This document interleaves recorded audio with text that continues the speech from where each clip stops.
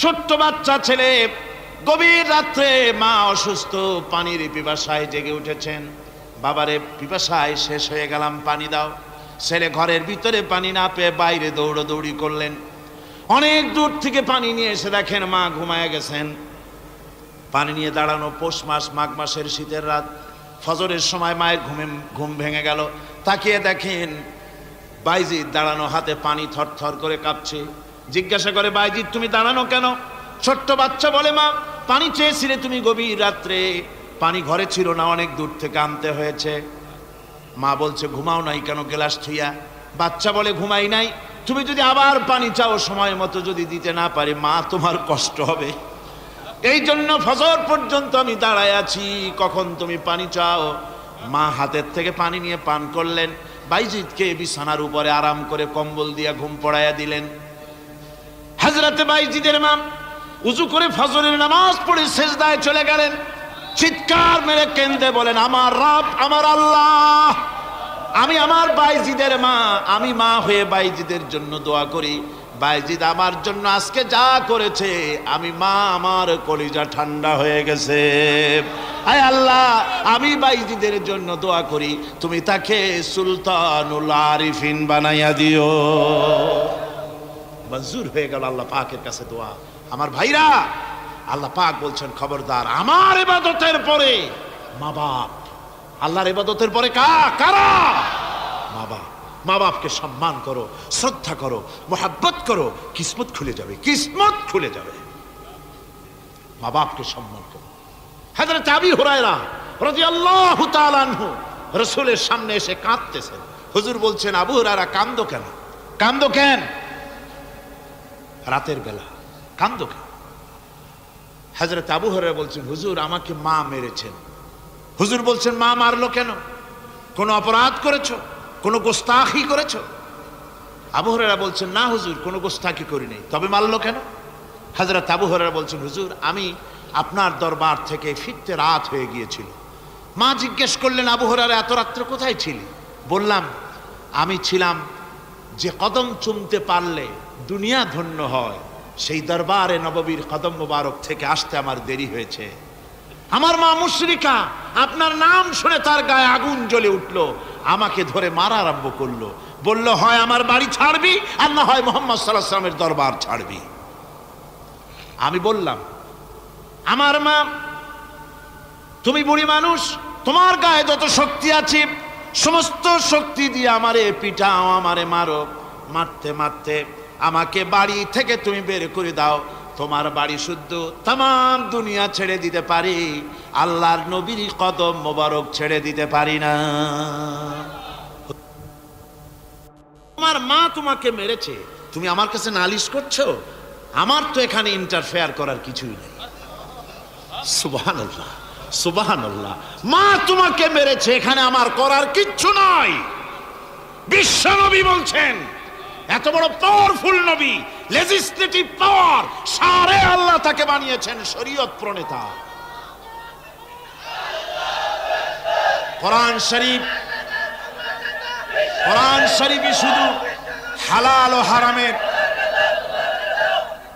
হালাল এবং হারামের, বৈধ এবং অবৈধের সীমা রেখা শুধু কোরআনই ঠিক করেনি, রাসূলের জন্য আল্লাহ ছেড়ে দিয়েছেন। আল্লাহ রাসূলও হারাম, হালাল এবং হারামের বৈধতা অবৈধতার সীমারেখা নির্ধারণ করেছেন।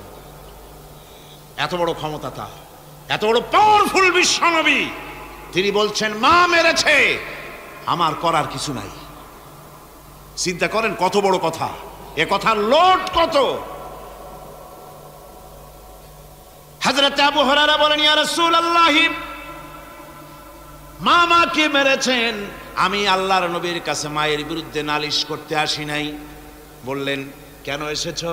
হযরত আবু হুরায়রা বলেন, হুজুর এসেছি একটা কারণে, আমি জানি আল্লাহ নবী যদি আল্লাহর দরবারে হাত উঠায়া কোনো জিনিস বলে, আল্লাহ রাব্বুল আলামিন সঙ্গে সঙ্গে মঞ্জুর করে নেন। হুজুর আমি এসেছি, মেহেরবানি করে দোয়া করুন আমার মাকে যেন আল্লাহ হেদায়েত নসিব করে দেন। আল্লাহ নবী হাত উঁচু করে বললেন, আল্লাহুম্মা হিদি উম্মা আবি হুরায়রা, আয় আল্লাহ আমি দোয়া করি আবু হুরায়রার মাকে তুমি হেদায়েত নসিব করে দাও। রাসূলুল্লাহ দোয়া করছেন, আর আবু হুরায়রা সমানে দৌড়াচ্ছেন। তিনি দৌড়াচ্ছেন, পেছন থেকে কয়েকজনে আবু হুরায়রার জামা টেনে ধরেছে, দৌড়ো। তাদের জানা আবু হুরায়রা খুব ভদ্রলোক মানুষ, কোনো ঝড় ঝামেলার মধ্যে থাকে না, রাগ সাগ করে না, চিৎকার মারে না, দৌড় মারে না, এত ভদ্র শরীফ, দৌড়ায় কেন? না জানি কোনো বিপদ বুঝি ঘটে গেছে। পিছন থেকে জামা টেনে ধরে বলে দৌড়াও কেন? হযরত আবু হুরায়রা জামা সাহাবীর হাত থেকে ছিনায় নিয়ে বলেন, জামা ছেড়ে দাও, আমাকে দৌড়াতে দাও। আমি দৌড়াইয়া বাড়ি যে দেখতে চাই, আমি দৌড়াই আগে আমার বাড়ি পৌঁছতে পারলাম না, আমি যাওয়ার আগে আমার আল্লাহর নবীর দোয়া আমার বাড়ি পৌঁছে গেছে, আমি এইটা দেখতে চাই। হযরত আবু হুরায়রা বাড়িতে গিয়ে দরজা নক করলেন, ভেতর থেকে আওয়াজ এলো, কে? হযরত আবু হুরায়রা বলেন, মা, আমি তোমার আবু হুরায়রা ফিরে এসেছি। মা বলছেন, বাবা অপেক্ষা করো, দরজা খুলতেছি। হযরত আবু হুরায়রা বলেন, মায়ের গলার আওয়াজের ভিতরে শিরকিয়াতের কর্কশতা পেলাম না, মায়ের গলার আওয়াজের ভিতরে তাওহীদের গন্ধ পেলাম। আমার মনে হলো নবীজির নিক্ষিপ্ত তীর তার নিশানায় পৌঁছে গেছে। কিছুক্ষণ পর মা আমার বেরিয়ে এলেন, মাথা থেকে চুলের থেকে, বুড়ি মানুষ, সাদা চুলের ভিতর থেকে পানি পড়তেছে। মা বলল, বাবারে, তোমারে মারার পর আমি বড় অনুতপ্ত হয়েছি, অনুশোচনা করেছি, আমি গোসল করেছি, মনে মনে ভাবলাম আমার ছেলে তো কোনো খারাপ জায়গায় যায় নাই, কেন তারে মারলাম? আমি বড় লজ্জায় পড়েছি তোমারে মেরে। ও আমার আবু হুরায়রা, আমি গোসল করেছি, পবিত্র হয়ে গেছি, জলদি করে আমাকে নিয়ে চলো বিশ্ব নবী জনাবে মুহাম্মদুর রাসূলুল্লাহর দরবারে। হযরত আবু হুরায়রার মা ঘোষণা করলেন, আশহাদু আল্লা ইলাহা ইল্লাল্লাহু ওয়াহদাহু লা শারীকা লাহু ওয়া আশহাদু আন্না মুহাম্মাদান আবদুহু ওয়া রাসূলুহু। আমার ভাইরা, মা বাপ সবচেয়ে সম্মানের জিনিস। আল্লাহর ইবাদতের পরই মা বাপের খেদমত করতে হবে। আল্লাহ পাক বলছেন, বান্দারে দেখ, মায়ের পেট থেকে আনলাম, মায়ের বুকের মধ্যে মহব্বত পয়দা করলাম, এত মহব্বত দিলাম তোর উপরে, যে কোনো বিদেশে যান, যেখানে যান, বাড়িতে ফিরলে পরে সকলে, ছেলে মেয়ে ভাই বোন সবাই দেখবে সুটকেসে আমার জন্য আনছে কি, সবাই চিন্তা করবে আমার জন্য কি এনেছে।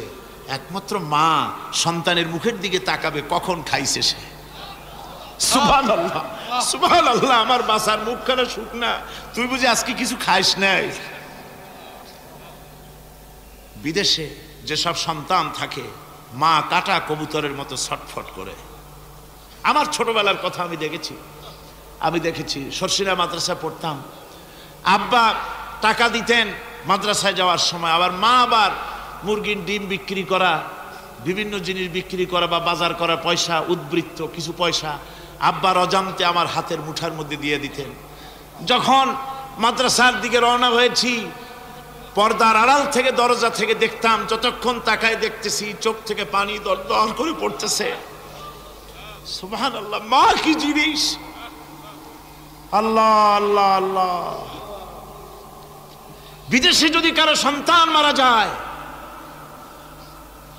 সবার জানার আগে কবি বলতেছেন, বিদেশে বিরাজ্যে যার পুত্র মারা যায়, পশু পক্ষী না জানিতে আগে জানে মা।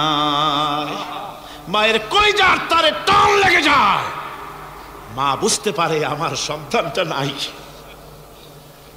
আহারে মা! আমার বন্ধুগণ, মা যার বেঁচে আছে বেয়াদবি করেছেন, পাও ধরে মাপ নিয়ে নেবেন, পাও ধরে মাপ নিয়ে নেবেন। মা তো পাও ধরে দেখবেন মাফ করে দিবে। সুবহানাল্লাহ, সুবহানাল্লাহ, কত দরদ তার বুকের মধ্যে। আর মা বাপকে সম্মান করবে।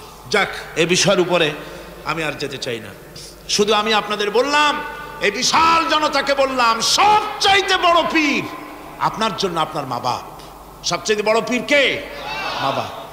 সন্তুষ্ট করেন, রুজিতে অভাব ঘটবে না, কোন মাজারে গিয়ে সেজদা দেওয়া লাগবে না, আল্লাহর কসম, মাজারে যাই চাওয়া লাগবে না।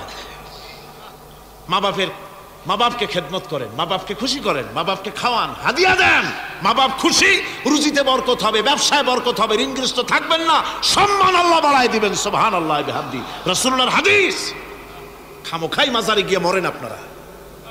কোথায় মাজার, ওরস, নরস শরীফ, গ্যারবি শরীফ, কত কিছু শরীফ, এসব শরীফ বাদ দেন। আল্লাহ, রাসূল, মা বাপ, ওলিউল্লাহ যারা, তাদের দোয়া মঞ্জুর হয়, তাদের দোয়া মঞ্জুর হয়। আল্লাহ পাক ওলিউল্লাহদের মধ্যেও বহুত রেখেছেন, দোয়া আল্লাহর দরবারে কবুল হয়ে যায়।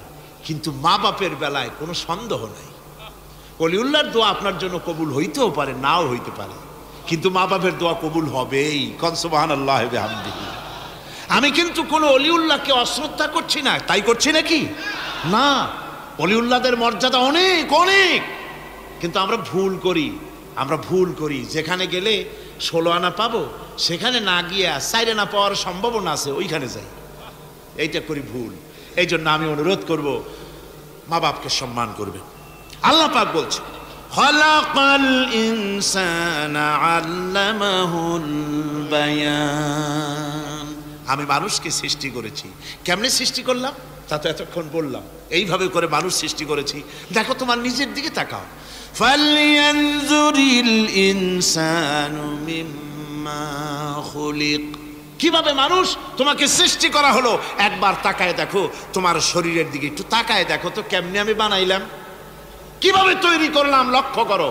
এই যে মাথা, এই মাথাটার ভিতরে আছে কি?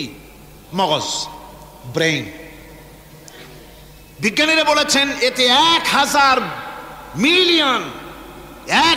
মিলিয়ন নার্ভ সেলস আছে এর মধ্যে। 1000 মিলিয়ন নার্ভ সেল। সেল হচ্ছে CELL, সেল। সেল মানে কোষ। এই 1000 অনুভূতি কোষ, 1000 মিলিয়ন অনুভূতি কোষ রয়েছে মাথার ভেতরে।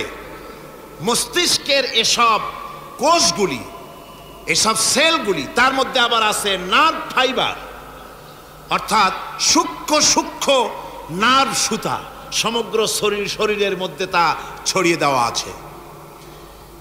এই সূক্ষ্ম সুতার মাধ্যমে ঘন্টায় 70 মাইল বেগে শরীরের প্রত্যেকটা অঙ্গ প্রত্যঙ্গের খবর মস্তিষ্কের মধ্যে চলে যায়। সুবহানাল্লাহ বিহামদিহি। আপনার পায়ে যদি কাটা ফোটে, শরীরে যদি ব্যথা লাগে, ঘন্টায় 70 মাইল বেগে সূক্ষ্ম সূক্ষ্ম যে তারগুলি আল্লাহ দিয়েছেন, ওই তারের মাধ্যমে আপনার মাথায় চলে যায়। মস্তিষ্কে গেলে পরে তড়িৎ গতিতে সিদ্ধান্ত হয় কাটা তুলতে হবে, অথবা একটা সাপ দেখেছেন, সাপ প্রথম চোখ দিয়ে দেখলেন, চোখ, এই চোখের ভিতরে আপনার 130 মিলিয়ন লাইট রিসেপ্টর আছে, অর্থাৎ বিভিন্ন দৃশ্যকে, ছবিকে ক্যাচ করার মতো 130 মিলিয়ন লাইট রিসেপ্টর, গ্রহণযোগ্য মেশিন রয়েছে চোখের ভিতরে। চোখ দিয়ে সাপ দেখলেন, চোখের ভিতরে রয়েছে আবার অসংখ্য তার। এই অসংখ্য তার ব্রেনের সঙ্গে জুড়ে দেওয়া আছে। চোখ সাপ দেখলো, 70 মাইল বেগে প্রতি ঘন্টায় এই খবর তড়িৎ প্রবাহের মতো মস্তিষ্কের ভেতরে চলে গিয়েছে। মস্তিষ্ক সঙ্গে সঙ্গে ডিসিশন দিচ্ছে, দৌড় মারো, অথবা লাঠি হাতে নাও, অথবা যে কোনো একটা পজিশন তাকে সাথে সাথে সিদ্ধান্ত দিয়ে দিচ্ছে। জোরে বলেন সুবহানাল্লাহ। এই অনুভূতি শক্তি যদি আল্লাহ পাক না দিতেন মানুষের শরীরে, পায়ের মধ্যে পাথর ঢুকলে, কাটা তো কাটা, পাথর ঢুকলেও টের পাইতাম না। আল্লাহ পাক এই ব্যবস্থা করে দিয়েছেন মস্তিষ্কের মধ্যে এতগুলি সেল, প্রত্যেকটা সেলের আলাদা আলাদা কাজ।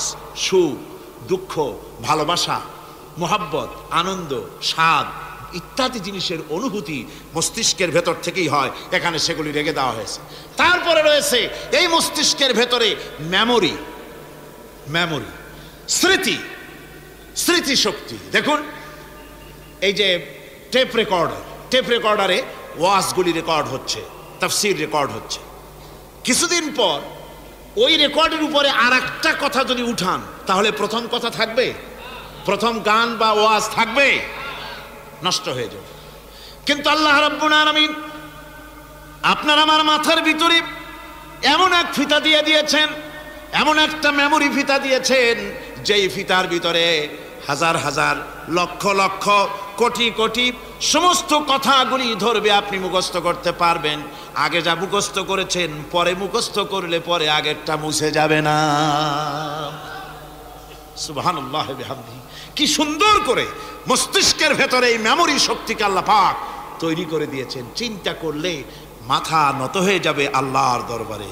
আল্লাহ পাক বলছেন এই জিনিস আমি তোমার মাথার মধ্যে রেখেছি। দেখুন মানুষ কত কথা বলে, কত বই পড়ে, মানুষের মাথায় যত কথা আছে সব কথা যদি লিপিবদ্ধ হয় ভলিউম হয়ে যাবে, যা একটা লাইব্রেরিতে ধরা সম্ভব নয়। অর্থাৎ আপনার মাথাটা হচ্ছে একটা বিশ্বকোষ, আপনার মাথাটা হচ্ছে একটা বিরাট বিশ্বজোড়া লাইব্রেরি। জোরে কোন সুবহানাল্লাহ। আপনার মাথায় যা আছে তা আপনার কোনো বিল্ডিং এর মধ্যে ধরবে না, কোনো গ্রামে কোনো দেশের মধ্যে তা ধরবে না, এত জিনিস আপনার মাথার মধ্যে আছে, ঠিক কিনা? এরপরে আল্লাহ পাক একটা চোখ আমাদের দিলেন। আল্লাহ রাব্বুল আলামিন বলেন আলাম নাজআল লাহু আইনাইনি ওয়া লিসানান ওয়া শাফাতাইন ওয়া হাদাইনাহুন নাজদাইন। আমি কি তোমাদেরকে দুটি চক্ষু আর জিহ্বা, আর তোমাদেরকে আমি কি তোমাদের দুটি চক্ষু, দুটি ঠোঁট আর জিহ্বা কি আমি তোমাদের দেই নাই, যা দিয়া তোমরা দেখতে পাও, যা দিয়া তোমরা অনুভূতি, মাথার ভিতরে অনুভূতি জাগে। এই যে দুটো চোখ দিলাম, সুবহানাল্লাহ সুবহানাল্লাহ বলেন। দুটি চোখ আছে বলে এই সুন্দর পৃথিবী দেখতে পাই। চোখ দুটি না থাকলে পৃথিবী অন্ধকার, মা দেখতে পাবো না, কোরআন দেখতে পাবো না, পৃথিবী দেখতে পাবো না, বাপ দেখতে পাবো না, সন্তান দেখতে পাবো না, দুনিয়াটা মিথ্যা হয়ে যাবে, ঠিক কিনা? ছোট্ট চোখ, 1 থেকে 1.5 ইঞ্চির ভিতরে এত সুন্দর দুটি ক্যামেরা, যে ক্যামেরা দিয়া দুনিয়ার সব কিছুকে ক্যাচ করা যায়, সব ক্যাচ করা যায়। বলুন তো এমন একটা বাক্স আপনারা কেউ বানায় দিতে পারবে যে বাক্সের ভিতরে হাতি, ঘোড়া, বাঘ, ভল্লুক, ময়না, টিয়া, পাহাড়, পর্বত, নদ, নদী, কীট, পতঙ্গ, তরু, লতা, গাছপালা গোষ্ঠী শুদ্ধা ধরবে, আরো খানিকটা জায়গা বাকি থাকবে, এরকম একটা বাক্স কেউ বানায় দিতে পারবে? পারবে না। এমন একটা বাক্স পৃথিবীর কোন মিস্ত্রি বানাতে পারবে না। কিন্তু আল্লাহ রাব্বুল আলামিন আপনার আমার কপালের নিচে 1 থেকে 1.5 ইঞ্চির ভিতরে এমন 2টা ফিল্ম বক্স তৈরি করে দিয়েছেন, যা দিয়া তাকাবেন আপনি কোটি কোটি মানুষ দেখবেন, পাহাড় দেখবেন, সমুদ্র দেখবেন, সূর্য দেখবেন, চন্দ্র দেখবেন। এত কিছু দেখার পরেও চোখের ভিতরে আরো খানিকটা জায়গা ফাঁকা থেকে যায়। কি বিরাট নিয়ামত এই চোখ আল্লাহ পাক আমাদেরকে দান করেছেন। এই চোখকে হেফাজতের জন্য আবার চোখের উপরে সানসেট তুলে দেওয়া আছে। সানসেট ভুরু, আল্লাহ ভুরু লাগায় দিয়েছেন, নিচে একটু হাড় জায়গায় দিয়েছেন, উপরে সানসেট, ভেতরে চোখ, যাতে করে বল এসে লাগলে পরে চোখটা গলে না যায়, আছাড় খেলে পরে চোখটা গলে না যায়, চোখটাকে সেফ সাইডে রেখে দিয়েছেন আল্লাহ পাক সুবহানাহু ওয়া তাআলা। আল্লাহ পাকের কাছে শুকরিয়া তো আদায় করলাম না, আদায় করি। আসুন পড়ি আমরা সবাই আলহামদুলিল্লাহি রাব্বিল আলামিন। আল্লাহ পাক বলেন আলাম নাজআল লাহু আইনাইনি ওয়া লিসানান ওয়া শাফাতাইন। জিহ্বা দিলাম আমি তোমাকে, এই জিহ্বার ভিতরে 3000 আস্বাদন স্তর আছে। বিজ্ঞানীরা বলেছেন একটা জিহ্বার মধ্যে 3000 আস্বাদন স্তর আছে। প্রত্যেকটা স্তরের সাথে মস্তিষ্কের সাথে তার লাগানো আছে। জিহ্বায় সব জিনিসের টেস্ট নেবেন আর তার অনুভূতি, তার স্বাদটা ওখানে টের পাবে মস্তিষ্কের ভেতরে। এই জিহ্বা আল্লাহ পাক দান করে দিলেন মুখের মধ্যে। সুবহানাল্লাহ বিহামদিহি। সব রকমের স্বাদ পান না একরকম? জিলাপির স্বাদ একরকম, রসগোল্লার স্বাদ আর এক রকম, ছানার স্বাদ আর এক রকম, বেলের স্বাদ একরকম, তালের স্বাদ আর এক রকম, মুরগির স্বাদ একরকম, খাসির স্বাদ আর এক রকম, লট্টা ফিশের স্বাদ একরকম, শুটকির স্বাদ আর এক রকম, কোরাল মাছের স্বাদ আর এক রকম, শাকের স্বাদ আর এক রকম। হাজার হাজার খাদ্য দ্রব্যের স্বাদ এক জিহ্বা দিয়ে আল্লাহ রাব্বুল আলামিন নেওয়ার তৌফিক দিলেন। খালাকাল ইনসান, কি সুন্দর করে মানুষ বানালাম। দেখিস না, শুকরিয়া আদায় করিস না, এগুলি দেখবি আর শুকরিয়া আদায় করবি কি সুন্দর করে আমি আল্লাহ তোমাকে সৃষ্টি করেছি। শুধু তাই নয়, আল্লাহ পাক বলেন ইয়া আইয়ুহাল ইনসানু মা গাররাকা বিরাব্বিকাল কারীম। ও মানুষ, কোন জিনিস তোমাকে ধোকায় ফেলে দিল? তোমার মহান প্রভুর ইবাদত থেকে, গোলামি থেকে কোন জিনিস তোমারে ধোকায় ফেলে দিল? কেন ধোকায় পড়ে গেলে? কোন খোদা? আল্লাযী খালাকাকা ফাসাওয়াকা ফাআদালাক ফি আইয়ি সূরাতিন মা শাআ রাক্কাবাক। ওই আল্লাহ যিনি তোমাকে সুগঠিত করেছেন, তোমাকে সুন্দর করেছেন, সুস্থ করেছেন, সম্পৃক্ত করেছেন, সংযোজিত করেছেন। রাক্কাবা ইউরাক্কিবু তারকিবান, একটার সাথে আরেকটার জোড়া পদ্ধতি কি সুন্দর করে বানালাম। সুবহানাল্লাহি বিহামদিহি। আমার ভাইরা লক্ষ্য করুন, আপনার পা থেকে শুরু করে মাথা পর্যন্ত প্রত্যেকেই তার নিজের হাতের 8 বিঘত। বিঘত বোঝেন? বিঘতের কি কয়েছি এরকম? এক বিঘত হতে না, 1 বিঘত। 1 বিঘত এইটাকে কি বলে? 1 বিঘত। প্রত্যেক ব্যক্তি তার পা থেকে শুরু করে, পায়ের তালু থেকে শুরু করে মাথা পর্যন্ত কয় বিঘত? 8 বিঘত। মাইফে দেখেন বাড়ি যাই। আর দুনিয়ার সব করলেন কিন্তু নিজের শরীরটা দেখেন না, শরীরটা দেখেন না। পা থেকে নিয়ে হাঁটু পর্যন্ত 2 বিঘত, হাঁটু থেকে কোমর পর্যন্ত 2 বিঘত, কোমর থেকে বুক পর্যন্ত, হাট পর্যন্ত 2 বিঘত, হাট থেকে মাথার তালু পর্যন্ত 2 বিঘত। মোট কয় বিঘত হলো? 8 বিঘত। আবার মানুষ যদি পাখির মতো 2টো দানা এভাবে বিস্তার করে দেয়, তো ডান হাতের আঙ্গুল থেকে নিয়ে বাম হাতের আঙ্গুল পর্যন্ত এর দৈর্ঘ্য আসবে 8 বিঘত। তার মানে লম্বাও 8 বিঘত, চওড়াও। এর কোনো ব্যতিক্রম পৃথিবীর কোনো মানুষের হবে না। বাড়ি যেয়ে মাপে দেখেন, অবশ্য নিজেরটা, অপরেরটা মাপলে তারতম্য হবে। এভাবে করে আল্লাহ সুবহানাহু ওয়া তাআলা সুন্দর করে সাজিয়ে তৈরি করে দিলেন। এরপরে মানুষের ফিঙ্গার প্রিন্ট, আঙ্গুলের ছাপ। মানুষ আজকে সই দেয়, তারপরে কয় যে না ওই সই আমি দেইনি। সাক্ষী দেয় আদালতের কাঠগড়ায় দাঁড়িয়ে। আচ্ছা ভাই, এত লোকের একসাথে পেশাব চাপছে। আমি বলছিলাম যে প্রকৃতির নিতান্ত ন্যাচারাল কল হলে উঠবেন, এটা কিন্তু ঠিক না। আপনার বোঝা উচিত কমন সেন্সের কমন বাদ দিয়া। শুধু সেন্সও যদি থাকে তো চিন্তা করা উচিত লক্ষ মানুষকে ঠেলা এমন বেয়াদবি, নিতান্ত জবরদস্ত পায়খানা না আসলে কেউ কষ্ট দিবেন না, মানুষকে কষ্ট দিবেন না। পেশাব এবং পায়খানার জবরদস্ত ঠেলা না আসলে মানুষকে আল্লাহর হস্তে কষ্ট দিবেন না। লক্ষ লক্ষ মানুষের সঙ্গে বেয়াদবি করবেন না। আমার ভাইরা, বলতেছিলাম ফিঙ্গার প্রিন্ট। আজকে সাক্ষ্য দিয়া বলে আমি ওই সাক্ষী দেই নাই। সাক্ষী দিয়া কোর্টে সাক্ষী দেয়, তারপরের দিন আবার যখন কোর্টে হাজির হয় কয় যে ও কথা মিথ্যা, আমি ওটা বলি নাই। এরপরে সই করে, পরের দিন কয় যে ওই সই আমার না, মিথ্যা সই। আল্লাহ রাব্বুল আলামিনের অ্যাডমিনিস্ট্রেশন দেখুন। রাব্বুল আলামিন এমন সুন্দর ফিঙ্গার প্রিন্টের ব্যবস্থা করলেন, আঙ্গুল দিয়া যদি কাগজের উপরে বুড়ো আঙ্গুলের ছাপ লাগায় দেন, কিয়ামত পর্যন্ত আপনি আপনার 14 গোষ্ঠী এসে ওকে এটাকে অস্বীকার করতে পারবে না। পৃথিবীর কোন মানুষের ফিঙ্গার প্রিন্টের সাথে আরেকজনের আঙ্গুলের ছাপ মিলবে না। সুবহানাল্লাহ বলেন, জোরে কোন সুবহানাল্লাহ। আল্লাহ কয় কি সুন্দর বানাইলাম দেখছো, একটু তাকায় দেখো জোড়া পদ্ধতি কেমনে জোড়াগুলি দিলাম। আঙ্গুলের মাথা থেকে বাহু পর্যন্ত 8খানা জোড়া। কয়খান জোড়া? মোট পুরা শরীরে 360টা জোড়া। কয়টা জোড়া? 360টি জোড়া পুরা শরীরের মধ্যে। আর আঙ্গুল থেকে শুরু করে বাহু পর্যন্ত 8খানা জোড়া আছে। এই যে জোড়াগুলি গুনে দেখছেন কখনো? না, গোনা হয় না। এ দিয়ে হাতাহাতি, মারামারি, ঘুষাঘুষি এই তো করি। গুনে দেখার সময় কই? আল্লাহর নবী বলেছেন, আল্লাহ রাব্বুল আলামিনের সৃষ্টি নৈপুণ্যতার উপরে কেউ যদি 1টা ঘন্টা চিন্তা করে, আল্লাহ রাব্বুল আলামিন তার আমলনামায় 60 বছরের নফল ইবাদতের সওয়াব লিখে দেন। 60 বছরের নফল ইবাদতের সওয়াব লেখা যাবে আল্লাহর এই সৃষ্টি নৈপুণ্যতার উপরে চিন্তা করলে। এই যে জোড়াগুলি দেখেন, হাত আঙ্গুলের ভিতরে জোড়াস, কবজায় জোড়াস, কনুইতে জোড়াস। কনুইতে যদি কবজা না থাকতো, আপনি খাবার খেতেন, খাবার মুখের দিতে পারতেন না।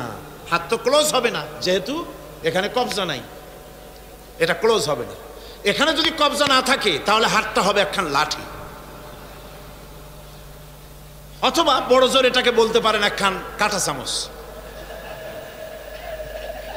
এই কাঁটা চামচ দিয়া একজন আর একজনের খাওয়াই দিবেন মাত্র, নিজেরটা নিজে খাওয়া যাবে না। তা আবার আঙ্গুলে যদি কবজা না থাকে, অপরকে খাওয়াইতে গিয়া কাঁটা চামচের 2 আঙ্গুল কারো নাকের সেদার মধ্যেও ঢুকে যেতে পারে। এত সুন্দর করে আল্লাহ বানালেন, কত বড় কারিগর তিনি, সুবহানাল্লাহ। কত বড় কারিগর আল্লাহ রাব্বুল আলামিন। তাই বলেন, ইয়া আইয়ুহাল ইনসানু মা গাররাকা বিরাব্বিকাল কারীম। কোন জিনিস তোমাকে ধোঁকায় ফেলে দিল? ওই মহান আল্লাহ রাব্বুল আলামিনের ইবাদত থেকে, গোলামি করা থেকে। কি সুন্দর করে বানালাম। আমার ভাইরা, আমার নিজের জীবনের এক দৃষ্টান্ত আমি প্রায় বলি লোকদেরকে। ছোটবেলায় মাদ্রাসা থেকে বাড়ি ফিরতেছি, তখন গয়নার নৌকা, লঞ্চ নাই, নৌকা। সেই নৌকা বিরাট লম্বা নৌকা, 4-5 জনে দাঁড় বায়, বড় বড় লম্বা লম্বা দাঁড়, সিপ নৌকা, খুব লম্বা নৌকা। এই নৌকাগুলি প্যাসেঞ্জার বহন করে। স্টেশন আসতে পরে ঢোল পিঠায়, মানুষ এসে ওঠে। রাতের বেলায় চলতে হয়, রাতেই এগুলো চলতো বেশি, আজকাল এগুলি আর নাই। সেই নৌকার মাঝখানে থাকতো বাঁশ পোতা, 2 দিকে মানুষ শোবে, নৌকার 2 দিকে মাথা দিয়ে, একদিকে পা দিয়ে শোবে। ছাত্র জীবন, শুয়ে আছি এরকম করে, কিন্তু পা লম্বা করা যায় না। পা লম্বা করলে আর একজনের বুকের উপরে গিয়ে ওঠে। এভাবে করে পা কতক্ষণ গোটো করে রাখা যায়? কিছুক্ষণ পর মনের মধ্যে চিন্তা জাগলো যে আল্লাহ, হাঁটুতে তো ব্যথা করতেছে, এই হাঁটুগুলি যদি নাট বল্টুর মতো মোড়ায় মোড়ায় খোলার সিস্টেম করে দিতে, তাহলে তো এখন কষ্ট হতো না। ঠ্যাংডারে মোড়াইয়া খুলিয়া তারপরে ব্যাগের মধ্যে ভরিয়া বালিশের কাজও হতো, ঠ্যাংও ব্যথা করতো না। ছাত্র হলে যত চিন্তা মাথার মধ্যে আসে, এই সব চিন্তা, কেনুর মধ্যে একটা মুড়ি প্যাঁচ হলে ভালো হইতো, এই সব চিন্তা করতেছে। চিন্তা করে করে এক ফাঁকে ঘুম এসে গেল। সকালবেলায় নৌকা যখন ভিড়েছে স্টেশনে, ঘুম ভেঙে গেল যাত্রীদের চিৎকারে। একজন বলছে আমার মানি ব্যাগ চুরি হয়েছে, আর একজন বললো আমার হ্যান্ড ব্যাগ গেছে, আর একজন বলছে আমার ব্রিফকেস গেছে, চোরে নিয়ে গেছে। ওরা তো যার যার হারানো জিনিস নিয়ে ব্যস্ত। আমি তখন তওবা করতেছি যে আল্লাহ, আমার বুদ্ধিমতো যে বুদ্ধি রাত্রে করলাম, এই বুদ্ধিমতো যদি মানুষের হাতে এবং কেনুতে থাকতো নাট বল্টুর মতো করে মুড়ি পেঁয়াজ দেওয়া, আর ওইগুলি যদি থাকতো ব্রিফকেসের মধ্যে, হ্যান্ডব্যাগের মধ্যে, তাহলে তো সকালবেলায় শুনতাম কেউ বলতো যে আল্লাহ আমার তো ঠ্যাং চুরি হয়ে গেছে, কেউ বলতো আমার তো হাত চুরি হয়ে গেছে। আল্লাহ আল্লাহ আল্লাহ আল্লাহ, আল্লাহু আকবার। আল্লাহ সুবহানাহু ওয়া তাআলা কি সুন্দর করে তৈরি করেছেন। এত হাল তারা মিন ফুতুর